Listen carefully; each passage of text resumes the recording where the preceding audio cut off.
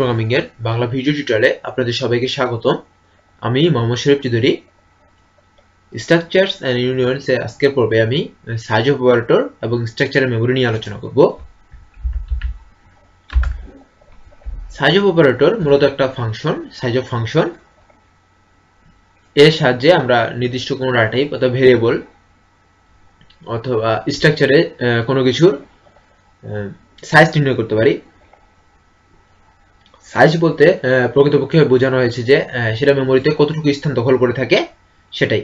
যেমন integer 2 byte, এবং এখানে কোড ব্লকসে নতুন ভার্সনগুলোতে অর্থাৎ সি এর নতুন ভার্সনগুলোতে 4 বাইট জায়গা নিয়ে থাকে। সেই নির্দিষ্ট স্থানগুলো আমরা সেই সাইজগুলো আমরা নির্ণয় করতে পারি সাইজ অফ অপারেটর অথবা সাইজ অফ ফাংশন দ্বারা। এবং আমরা আজকে দেখাবো যে কিভাবে সাইজ অফ অপারেটর দ্বারা আমরা স্ট্রাকচারের মেমরি নির্ণয় করতে পারি। প্রথমে সাধারণভাবে সাইজ অফ ফাংশনটার কাজ দেখাই। প্রিন্টএফ %d দিয়ে আমি কমা দিয়ে আমি এখানে লিখলাম যে সাইজ অফ এর ভিতর আমরা যাই দেব না কেন সেটার আমাদেরকে সাইজ নির্ণয় করে দেখাবে। যদি আমি এখানে ইন্টিজার দেই, তার মানে ইন্টিজারের সাইজ কত সেটা সে নির্ণয় করে দেখাবে। প্রোগ্রামটাকে যদি আমি এখন রান করি, দেখুন 4, এখানে ইন্টিজার হচ্ছে 4 বাইট, যা কিছু দেখাবে সবকিছু বাইটে দেখাবে। আবার এখানে লিখলাম ফ্লোট, এবং এটাকে যদি আমি রান করি সেক্ষেত্রে দেখাবে 4, অর্থাৎ এখানে হচ্ছে ইন্টিজার ফ্লোট সব 4। সো আমি এখানে লিখবো যে শর্ট ইন্টিজার লিখলাম, এটাকে যদি আমি রান করি তাহলে 2, অর্থাৎ শর্ট ইন্টিজার হচ্ছে 2 বাইট। আবার দেখুন এখানে ইন্টিজার টাইপের একটা ভেরিয়েবল নিলাম a, এবং আমি এখানে যদি a এর নির্ণয় করতে চাই, এটাকে যদি রান করি সে দেখাবো 4, অর্থাৎ এটা 4 বাইট জায়গা নিয়ে রয়েছে। সো মোটামুটি ভাবে আমরা সবকিছুরই মেমোরি অর্থাৎ কয় বাইট জায়গা নিয়ে থাকবে সেটা আমরা সাইজ অফ অপারেটরের সাহায্যে নির্ণয় করতে পারবো। এবং কিভাবে নির্ণয় করতে পারবো সেটা আমি এখানে দেখিয়ে দিলাম আপনাদেরকে। এবার আমরা একটা স্ট্রাকচার তৈরি করব। স্ট্রাক্ট মাই স্ট্রাকচার, এখানে আমি ইন্টিজার a নিলাম, ফ্লোট b নিলাম। এখন যদি আমি জানতে চাই যে মাই স্ট্রাকচার মোট কতটুকু জায়গা নিয়ে আছে, সেহেতু এখানে আমরা এখন মাই স্ট্রাকচার এগুলোই হবে।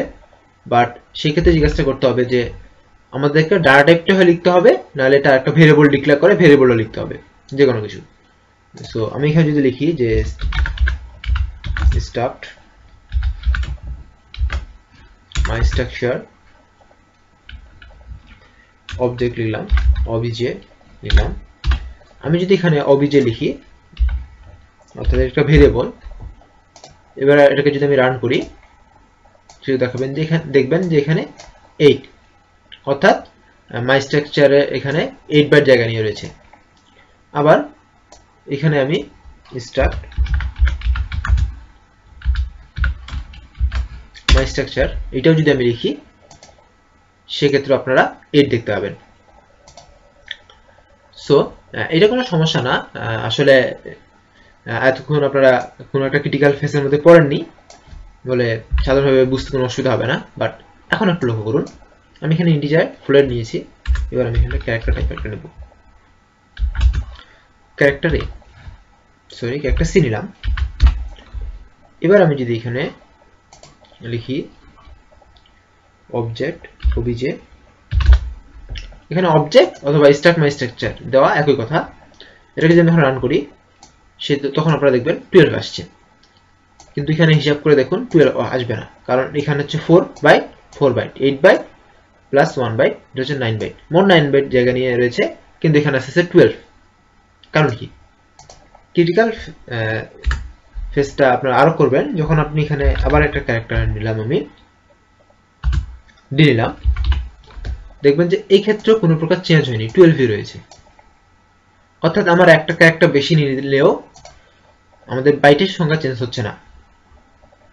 আবার এখানে আকস্মিকভাবে অনেক বেশি চেঞ্জ হচ্ছে, আবার এখানে কোনো প্রকার চেঞ্জ হচ্ছে না। কেন? আসল কথাটা হচ্ছে যে এটার মূল যে কথাটা হচ্ছে যে আসলে একটা নির্দিষ্ট সংখ্যা আর একটা ভেরিয়েবল আমরা যখন এভাবে তৈরি করব যে স্ট্রাকচার টাইপে, সো একটা নির্দিষ্ট ডাটা টাইপের গুণিতক আকারে সে মেমোরি নেবে, এবং সেটা হচ্ছে যে যেটা সর্বোচ্চ পরিমাণ জায়গা নিয়ে থাকে সেটা গুণিতক আকারে। যেমন এখানে ইন্টিজার ফ্লোট দুটোই 4 বাইট জায়গা নিয়ে থাকে, সো এই মাই স্ট্রাকচারটার মোট মেমোরি সংখ্যা হবে এর গুণিতক, অর্থাৎ 4, 8, 12, 16 এই অনুসারে হবে।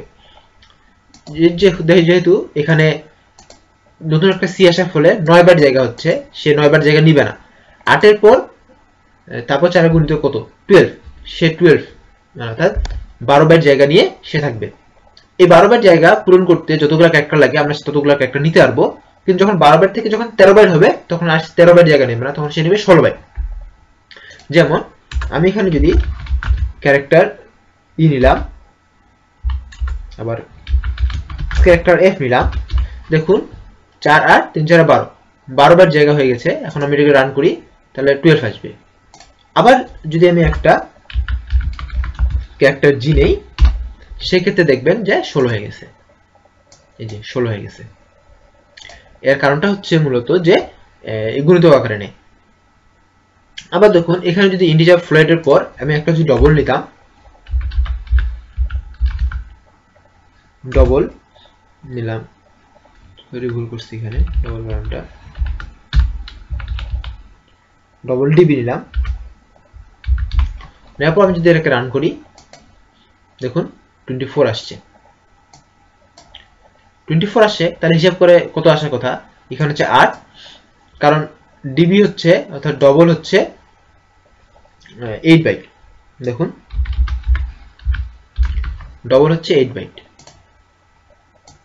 8 বাইট, সেহেতু এখানে হচ্ছে 8, এখানে 8, 16, 17, 18, 19, 20, 21 হওয়ার কথা, বাট এখানে হবে 24। কেন 24 হচ্ছে? কারণ 8 এর গুণিতক আকারে থাকবে এখানে 8, 16, 324। আপনাদের মনে হতে পারে যে 4 এর গুণিতক আকারে হতে পারে, কারণ 21 হচ্ছে 24। সেক্ষেত্রে আমরা দুটো কমিয়ে দিলাম, দুটো কমিয়ে দিয়ে যদি আপনি দেখেন যে তাও 24 আসবে, 4 এর গুণিতক আকারে আসবে না। দেখুন 24 আসবে, অর্থাৎ সর্বোচ্চ যেটা থাকবে সেটা গুণিতক আকারে। এটা কেন হয়?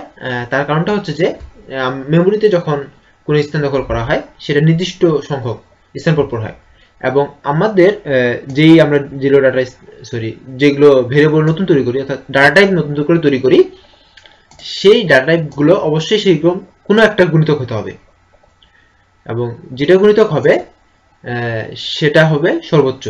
আমরা যখন অ্যারে ইউজ করি সেটা কিন্তু একই পদ্ধতিতে চলে, কিন্তু সেখানে সবগুলো উপাদান একই টাইপের হয় বলেই আমরা আসলে বুঝতে পারি না, কিন্তু এখানে সবগুলো উপাদান আলাদা টাইপের হতে পারে, সেক্ষেত্রে সমস্যাটা।